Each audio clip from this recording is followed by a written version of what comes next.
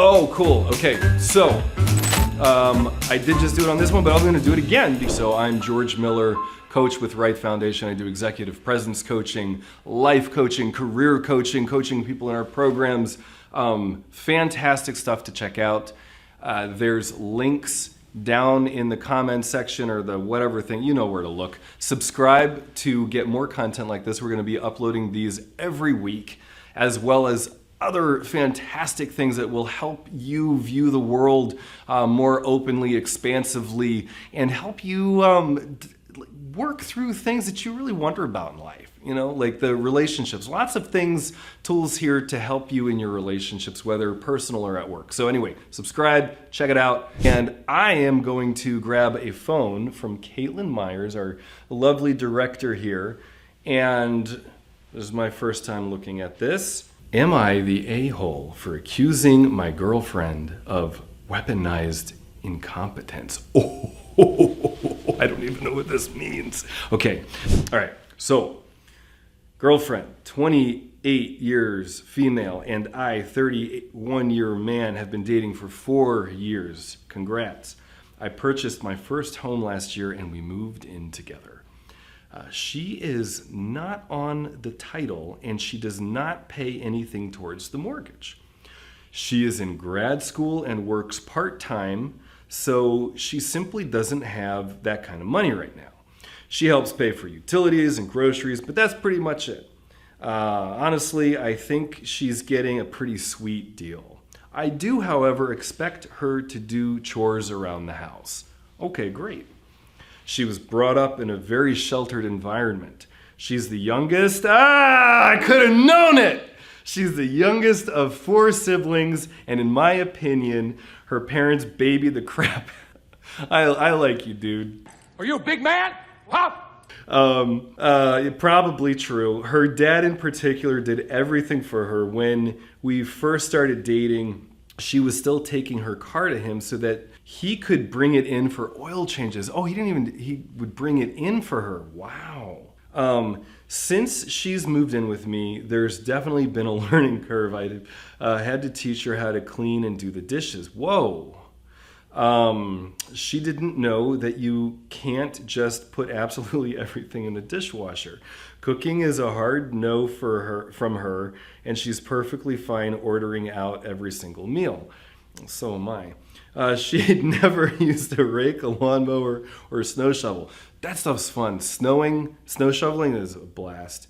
I like to think I've been very patient with her in regards to teaching her these things. Oh, yes, you should get praise and worship. Can I get a hallelujah? Hallelujah!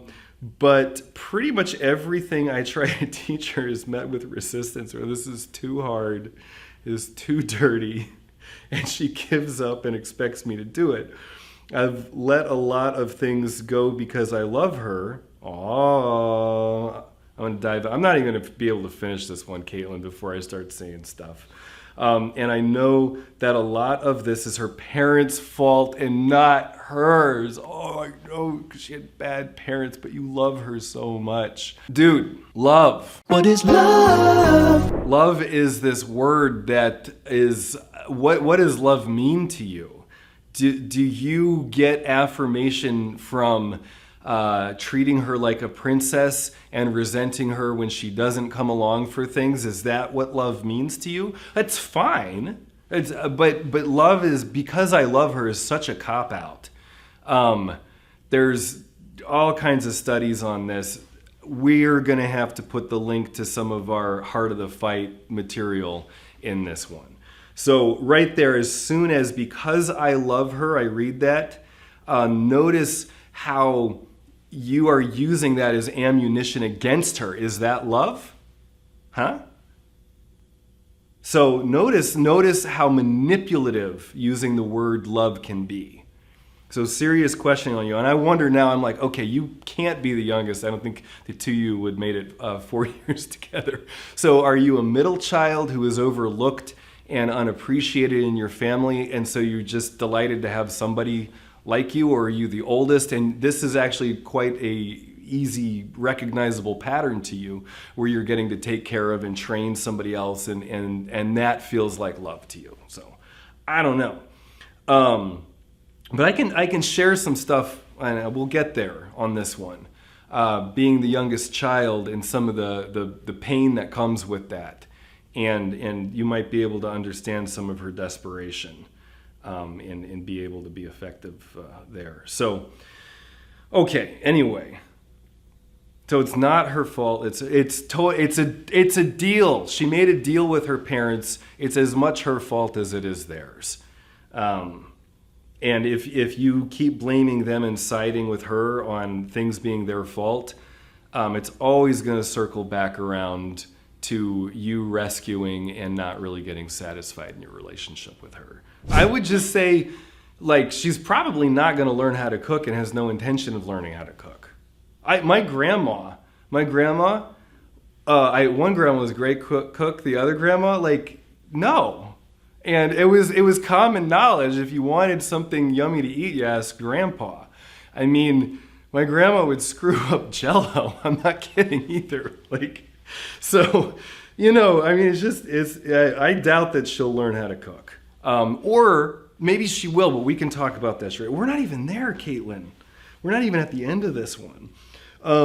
But last weekend, I finally had it. Okay, good. We haven't even got to why you think you might be an a-hole, so here we go. I had to go visit my parents to help my dad out with a project he's working on. This had been arranged for weeks, so my girlfriend knew about it before I left. I asked if she could mow the lawn at some point during the weekend because it was getting too long. I was literally the only thing I asked her to do. When I got home on Sunday, the lawnmower was in the middle of a half yard. Bear trap. Open it up. Get ready for the fight. I asked girlfriend what that was about, and she said that it ran out of gas and she didn't know what to do. She said she called her dad for help, but he's out of town, and he told her to fill up the gas tank at the gas station, but she didn't know where the tank was or how to fill the lawnmower, so she just left everything as it was so that I could help her. I told her I was tired of her acting like she's completely incapable of figuring stuff out on her own. I told her it's ridiculous that she can watch a 5-minute YouTube video of a new makeup technique and figure out how to try that first, but she can't figure out how to pour gas into a lawnmower. I told her I'm tired of her weaponized incompetence, and if she's not going to pull her weight on chores, then she's going to have to start paying rent to live here. She got defensive and told me I shouldn't be treating her like she's a servant, expecting her to do things she's never done before, and that I'm an a-hole for expecting her to pay rent when I know she can't afford it, and she won't help me pay my mortgage and get nothing out of it. This is awesome. Thank you. Okay, so yes, you are the a-hole. Yes, definitely. And so is she, of course. But so you know this about her. It's been 4 years. When you asked her that thing, it would not surprise me one bit if somewhere in your unconscious, part of how we approach things here is that we take responsibility for even our unconscious thoughts and feelings. So roll with me on this one. It's totally doable. It would not surprise me if you're like, okay, lawnmower, let's have her do this one. It's just the one thing, but also probably the one thing that could go wrong and she would be likely to fail at, and that it's out there in the grass. And yes, she could have figured out all of that. Totally. But you're changing the game on her. You've had an unwritten contract for 4 years that you're going to treat her like a princess. And you have been treating her like a princess, and you've had her move into your place this way, and you haven't been upfront with her about what you actually want and expect from her. And you might have had little tiffs and stuff like that, but for a serious change that you want from her, it's gonna take more than, would you mow the lawn while I'm gone this weekend? So in that regard, you're the a-hole for setting this up, without really being clear about it. Like, honey, from now on, you are going to figure things out. And unless I think that you have like really gone for it, I'm just going to point out all the ways that you could have done it. And I'm changing the contract of our relationship so that I'm more satisfied. And now I'm going to take us into some more things here. As the youngest child, one of the things that happens for us is that we are babied. We call it pampered deprived. I don't know, that might have been an Adlerian term. And yeah, it was actually Adlerian. Alfred Adler writes some amazing stuff about this. So it's really confusing for us, the youngest kids. I'm the youngest in my family, because on one hand, we derive this like sense of specialness by not having the same responsibilities as others. It's like all the attention was sucked up with the people who came before us, and now we get to be the baby. We get to have all the things be nice for us in the ways that other people didn't get it.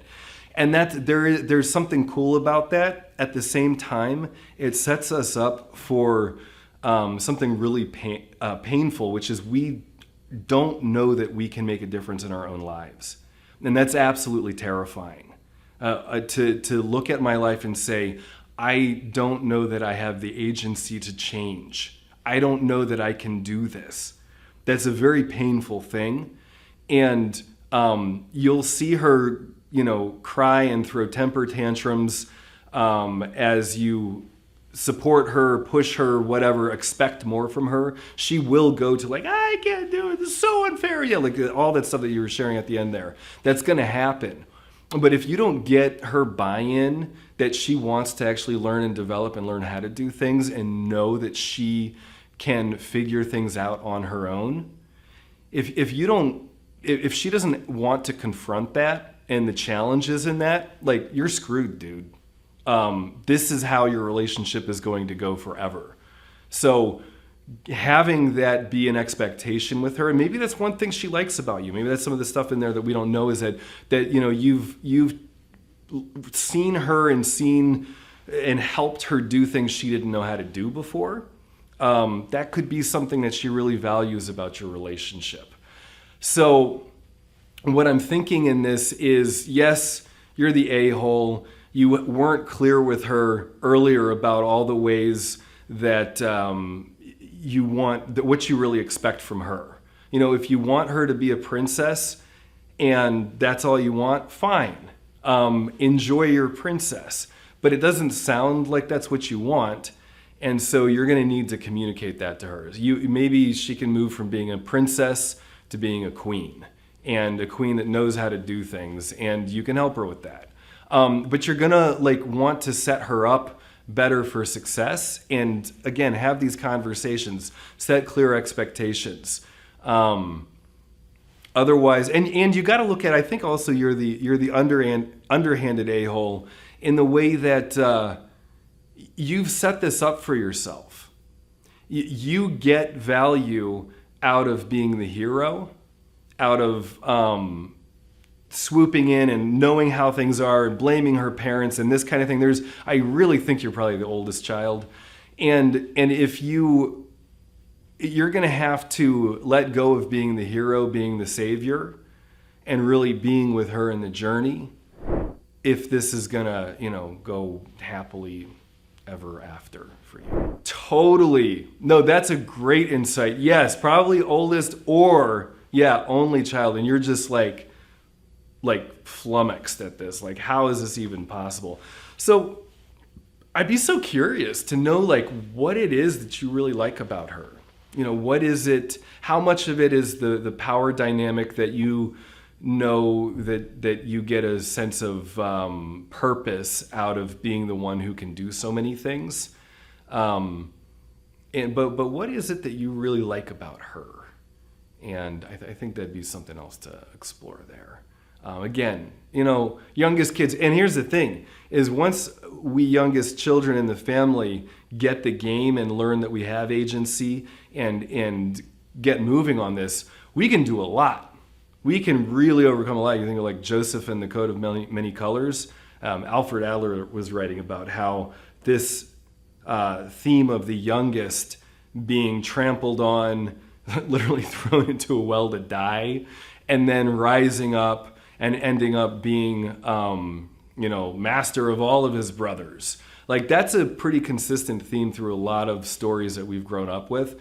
So he makes the point that the youngest child, if we can work through the deprived nature of how we were raised, that we can really be potent and can connect with lots of people, and it can be wonderful. On the flip side, he also says that the youngest child is very likely to, if we don't get that agency, will have a tendency to develop hardcore addictions to drugs and alcohol and other things as a way to cope with the pain of not thinking that we're able to change things in our lives for ourselves. So we'll go to try to just get that high to compensate for how out of control we feel. So I don't know, some cool stuff to leave you with. Anything else we think we should add on here? No. Okay, well, sweet. This is, we're figuring out what we're calling this. So coaches' reactions to Am I the A-hole? We'll be back with more. Again, subscribe so that you're kept up to date of our releases, and would love to hear from you. You can certainly message in there. We'll see your comments. We can get back to you if you want to email me directly. It's george@rightfoundation.org. All right, until next time.